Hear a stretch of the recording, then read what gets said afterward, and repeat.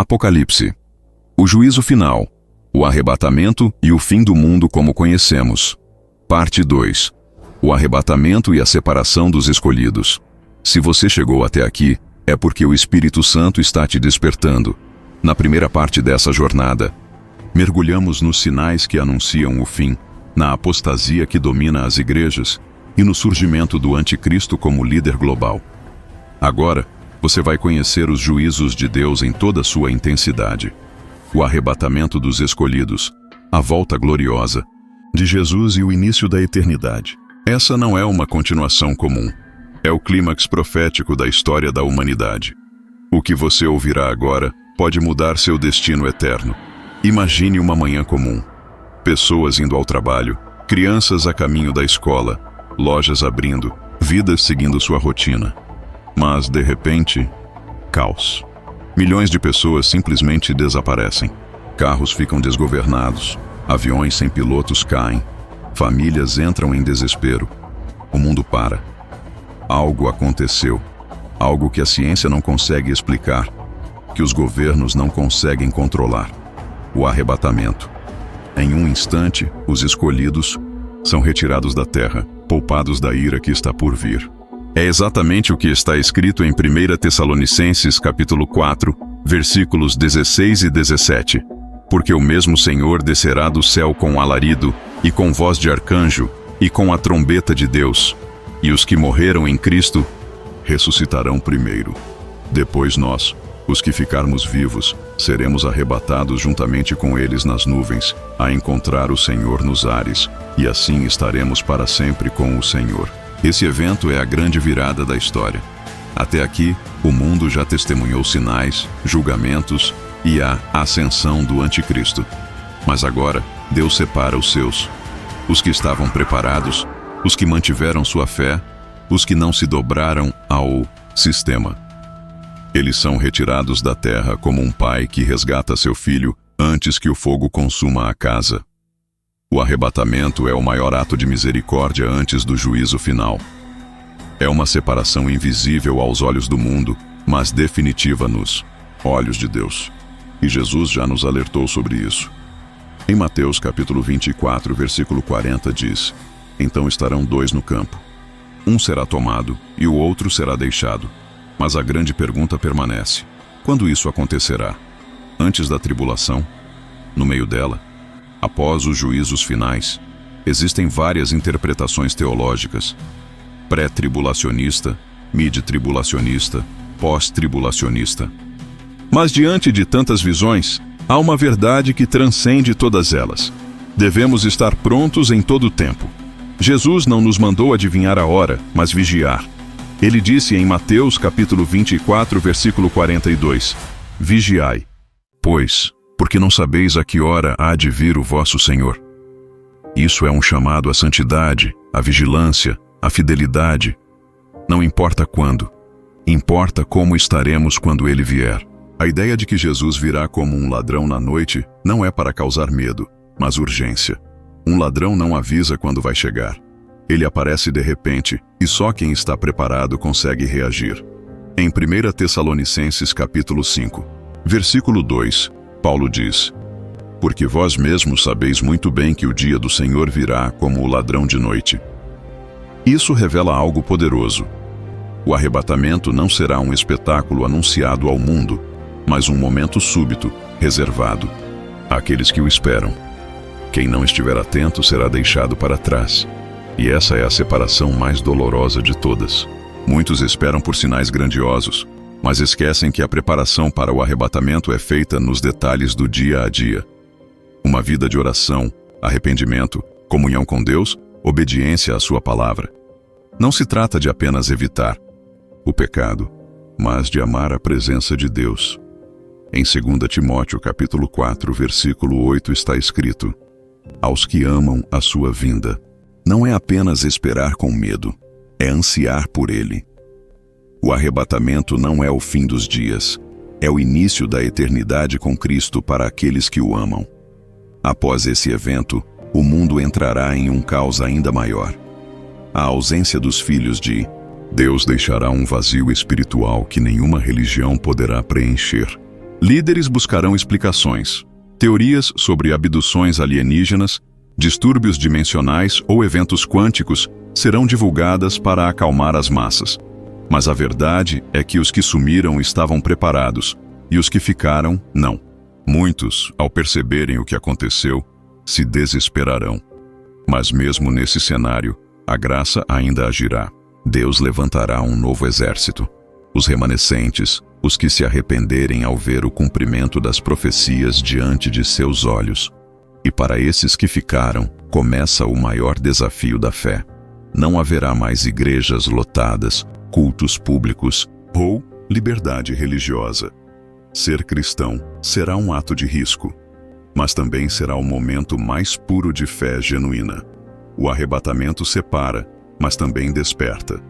Ele marca o fim de uma era e o início de outra, a era da última chance. Deus ainda chama, mesmo em meio ao juízo.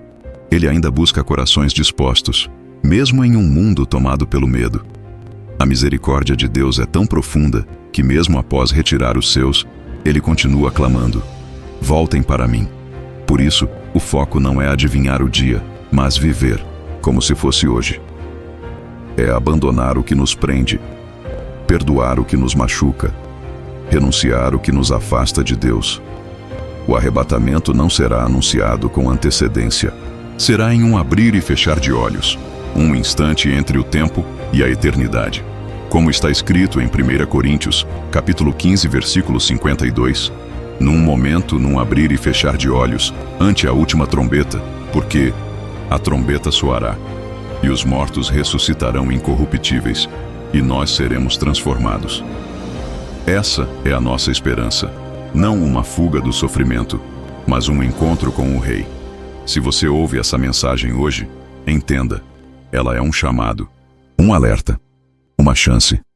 Não ignore, não adie. O arrebatamento será silencioso para o mundo, mas glorioso para os céus. E a grande pergunta que cada um deve fazer não é quando, mas estarei pronto? Porque quando ele vier, não haverá mais tempo para arrependimentos. Apenas a realidade eterna de quem o esperava e de quem o rejeitou. A volta de Jesus e o início do milênio. O céu se abre mais uma vez, mas agora não é mais o toque de trombetas anunciando julgamento, nem sinais de catástrofe tomando o mundo. É glória, é justiça, é a promessa cumprida. Jesus Cristo retorna, e desta vez ele não vem de forma discreta, como em Belém, nem em silêncio como no arrebatamento. Ele vem em poder e majestade, montado num cavalo branco, com olhos como chamas de fogo e coroas sobre a cabeça, conforme está escrito em Apocalipse capítulo 19, versículo 11. E vi o céu aberto, e eis um cavalo branco, e o que estava assentado sobre ele chama-se Fiel e Verdadeiro, e julga e peleja com justiça. O mundo inteiro verá, não haverá dúvidas. O Rei está voltando, e ele vem para reinar. Nesse momento, o anticristo e o falso profeta são derrotados de forma definitiva. Não será uma batalha equilibrada, mas uma vitória absoluta. Em Apocalipse capítulo 19, versículo 20, está escrito que ambos serão lançados vivos no lago de fogo. O sistema de opressão global cairá.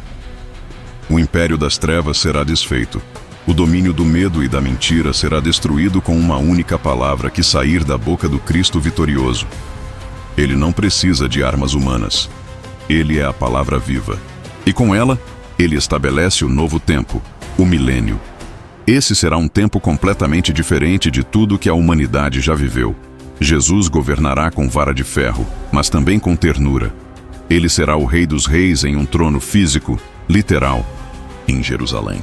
Satanás será preso por 1000 anos, como descrito em Apocalipse capítulo 20, versículo 2. Ele prendeu o dragão, a antiga serpente, que é o diabo e Satanás, e o amarrou por 1000 anos.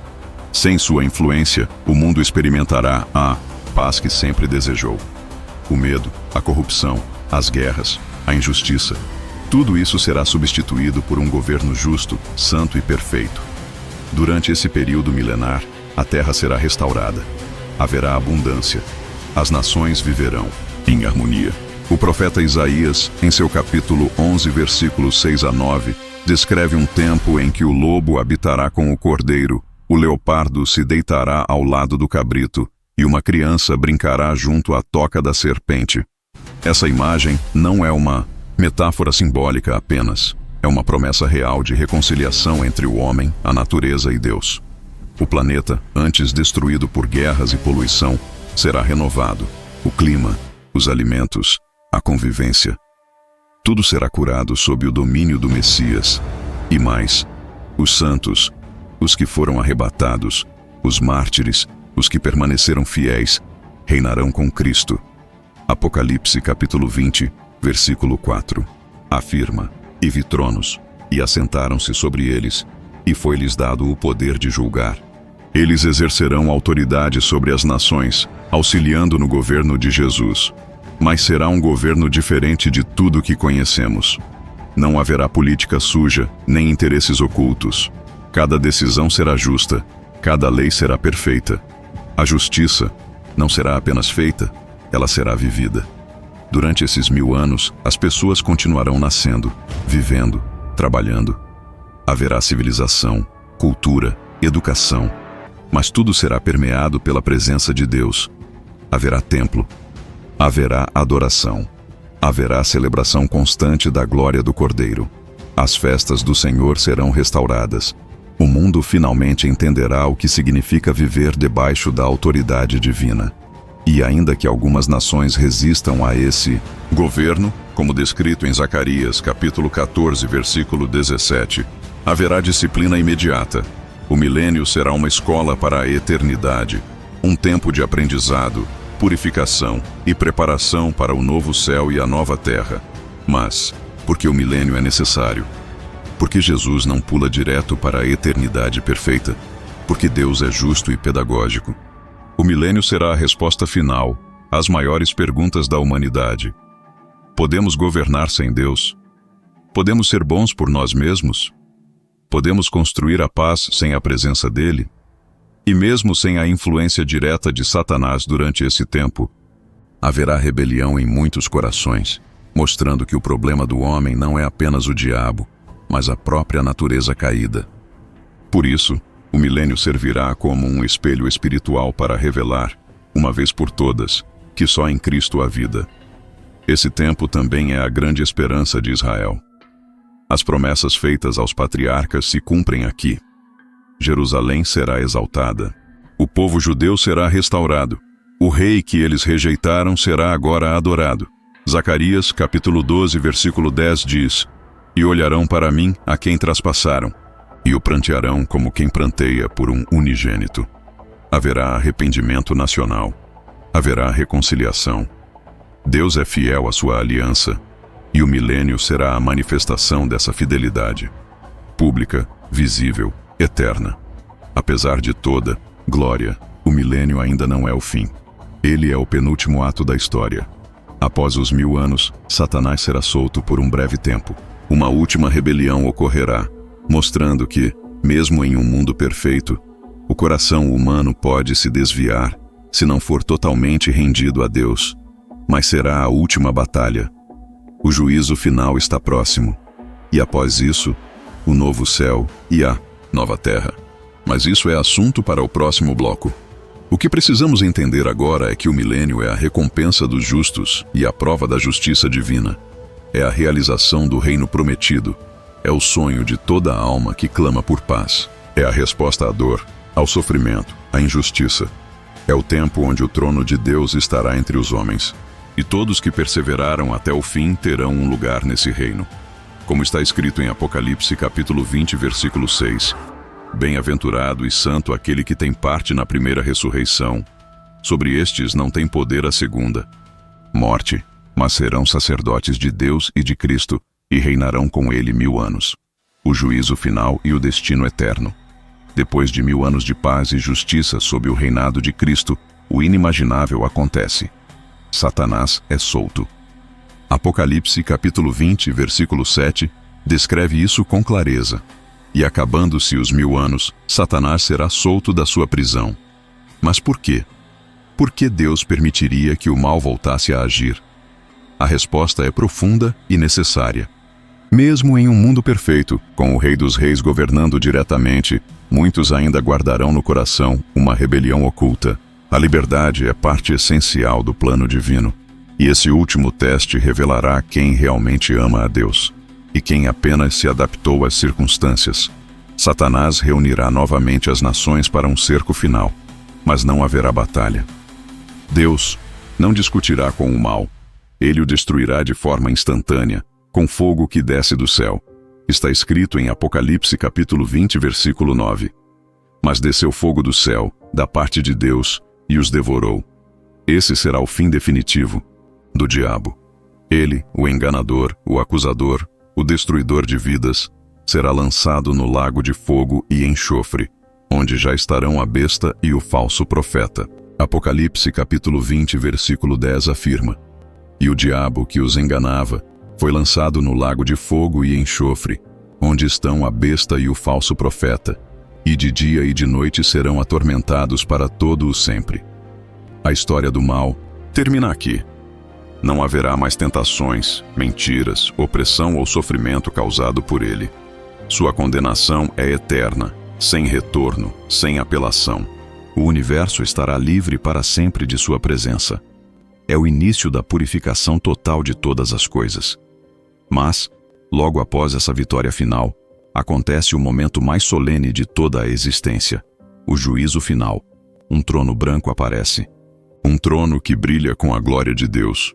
E diante dele, todos os mortos, grandes e pequenos, reis e servos, justos e ímpios, ressuscitam para prestar contas. Apocalipse capítulo 20, versículo 12 revela: E vi os mortos, grandes e pequenos, que estavam diante do trono, e abriram-se os livros, e abriu-se outro livro, que é o da vida.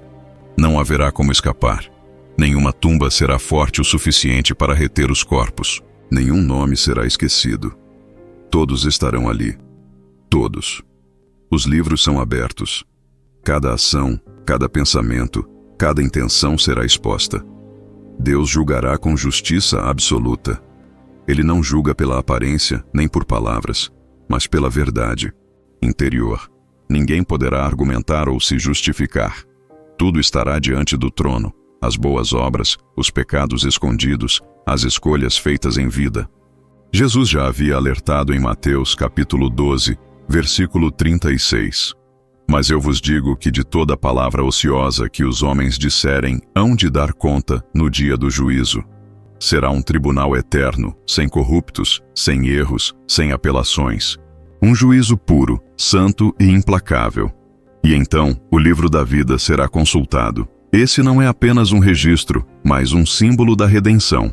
Quem teve um encontro real com Cristo, quem nasceu de novo, quem viveu em obediência, terá o nome escrito ali. Mas quem recusou o Evangelho, quem viveu para si mesmo, quem desprezou a graça de Deus, não estará.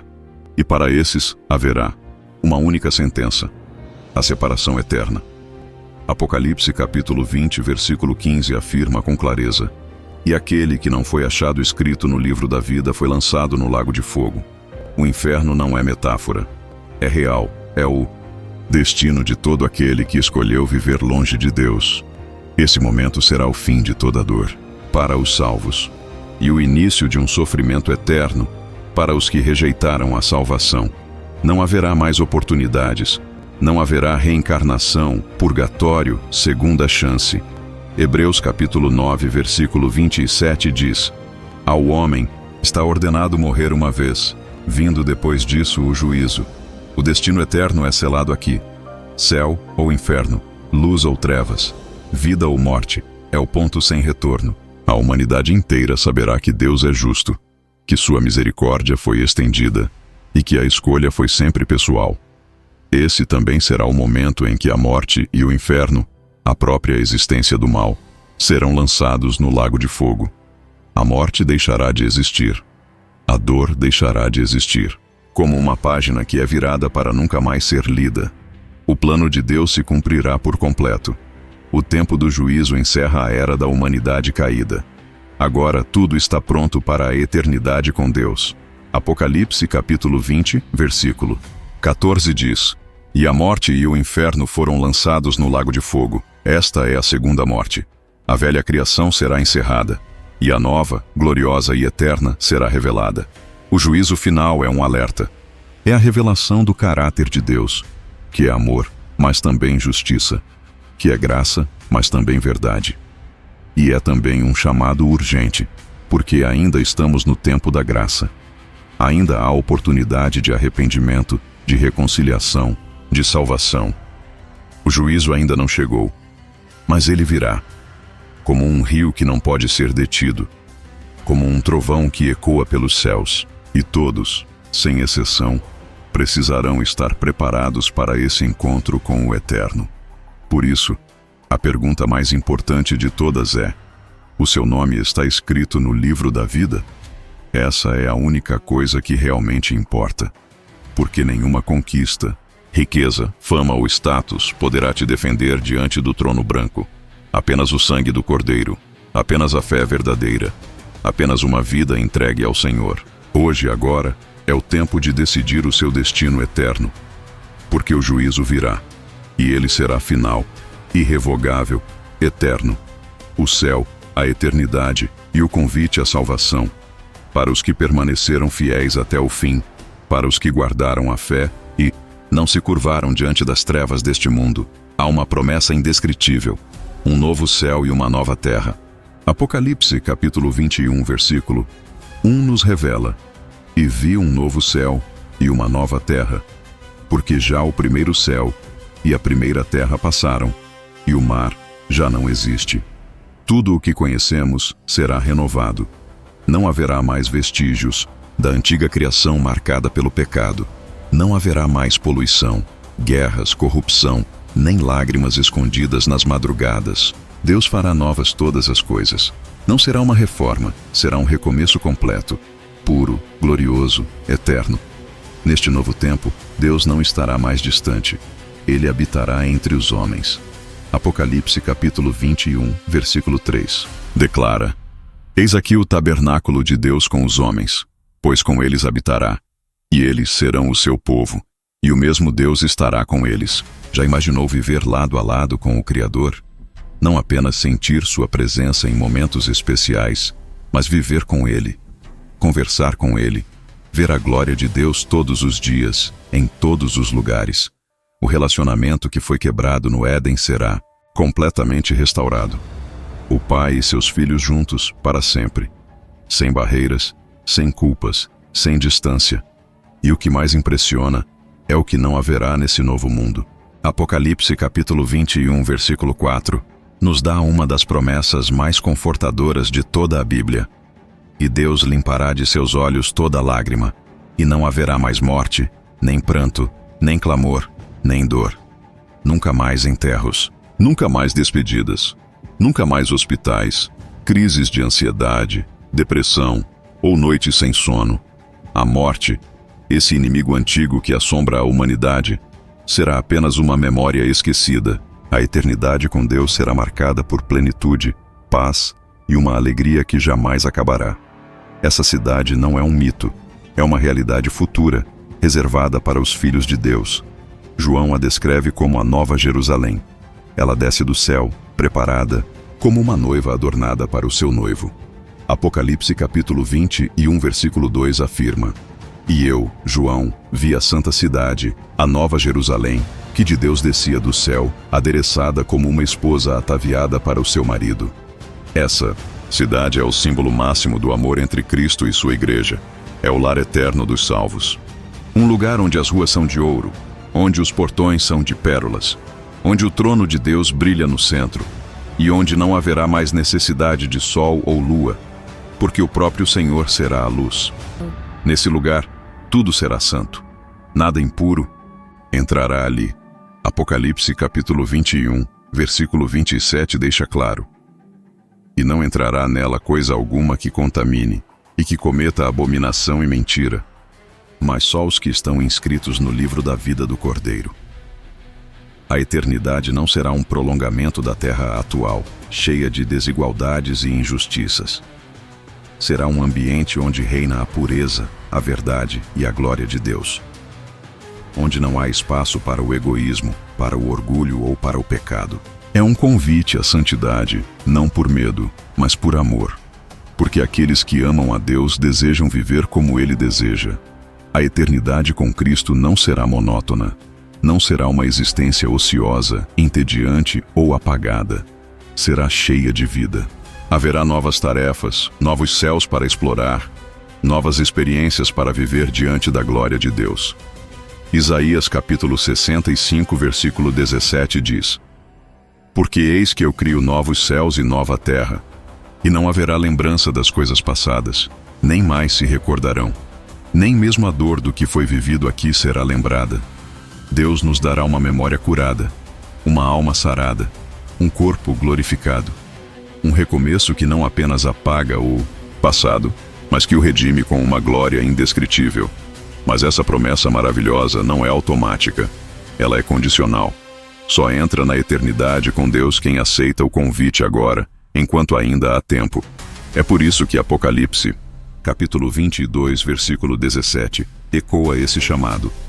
E o Espírito e a esposa dizem: Vem. E quem ouve diga: Vem. E quem tem sede, venha. E quem quiser, tome de graça da água da vida. O convite está aberto.